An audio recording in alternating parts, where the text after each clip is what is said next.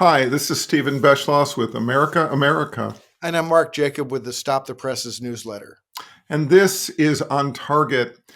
This week, we're going to actually focus on a Washington Post story. Now, I know an awful lot of people have either canceled their subscriptions or watched as staff members have decided to exit the newspaper for a lot of very good reasons. But we do want to make a note right up at the top. There are still good journalists who are doing good reporting, and in this time, we have to focus on where that good reporting and that good journalism is happening. And in the last day, we had a very good story that focused on the consequences of this abominable release of over 1,500, nearly 1,600 January 6th convicts. Many of them violent, many of them assaulted police. Many of them were interested in trying to activate a civil war with arms, all of it.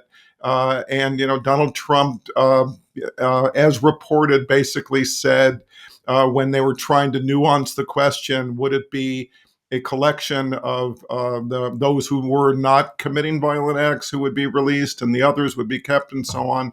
He basically said, F it, we're just going to release them all.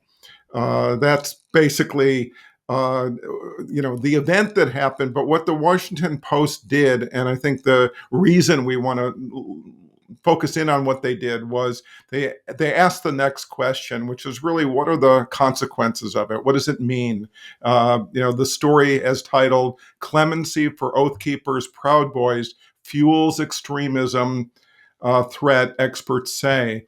And the point is made very early on in the story, and I'll quote it: "Extremism researchers raise concerns over the message their freedom sends to armed militia-style groups or others with violent anti-government views." And they make a point that some of these people are coming out. They're battle hardened. They feel victimized. They feel that they're martyrs. And they are now going to go out in the world to further radicalize and fuel recruitment platforms. So this is just the beginning, and this story really makes a point of saying what the dangers are. Yeah, and Stephen, it also, it's going to be so tough to prosecute domestic terrorism after this, and the story, quoting experts, makes a really strong point on that. This was the big statement that the Justice Department was making, that they were going to crack down on domestic terrorism, and it just fell apart because of Trump. Yeah, and it's been down. I mean, that's part of the point. The Oath Keepers and the Proud Boys were two of these paramilitary militia groups that have seen their public support and their position significantly down. Now thanks to Trump, they're back.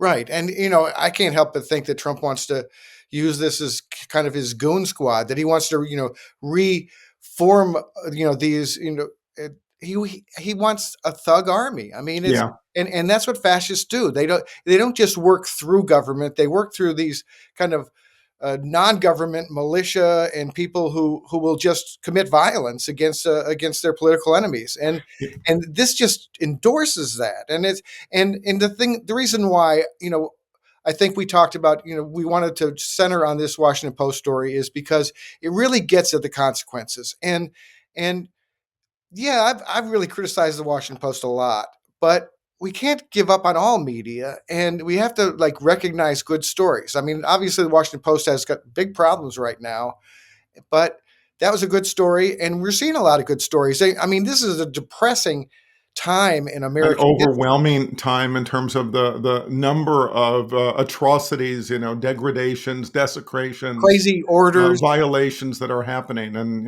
that's where we need these really good stories that try to talk about, is it really, if it's an executive order, is it really legal, or isn't Right. it? Does it really have any teeth, or doesn't it? And what is the consequence of it? I mean, that's And I what we got to need to tell keep you, looking for.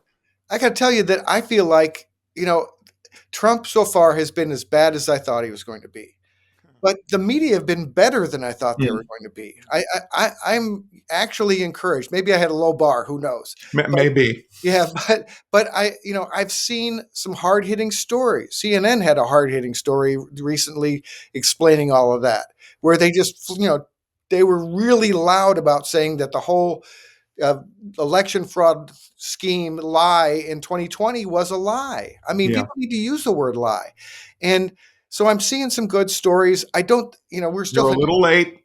yeah, right, exactly. We're still, it would have been a little nice if they'd been stronger earlier, but I mean, Here we are. everything is not terrible. We can get out of this. We really can. And we're going to do it with some good journalism, and we need to encourage that. We're not going to give up. We're not going to be despairing. We're not going to allow our cynicism to convince us there's nothing we can do. We're not going to treat this as a sprint. We're going to treat it as a marathon. I know these are all things we need to do. I do want to make one last point about the Washington Post story, because I do want to say one thing I think they didn't do, which is your point, which is where did they say anything about this being a potential shock troop, paramilitary group for Trump? I think that's a really reasonable thing to expect. He surely wants to have these violent thugs on his side, and I wish they made that point more directly. It's there's a speculative nature to it, but goodness knows it doesn't take a lot of imagination or logic to see how that's what he's really after. Yeah, yeah. Well, maybe that's the next story. I hope it is. See you next time, Stephen. Thank you, Mark. See you next time.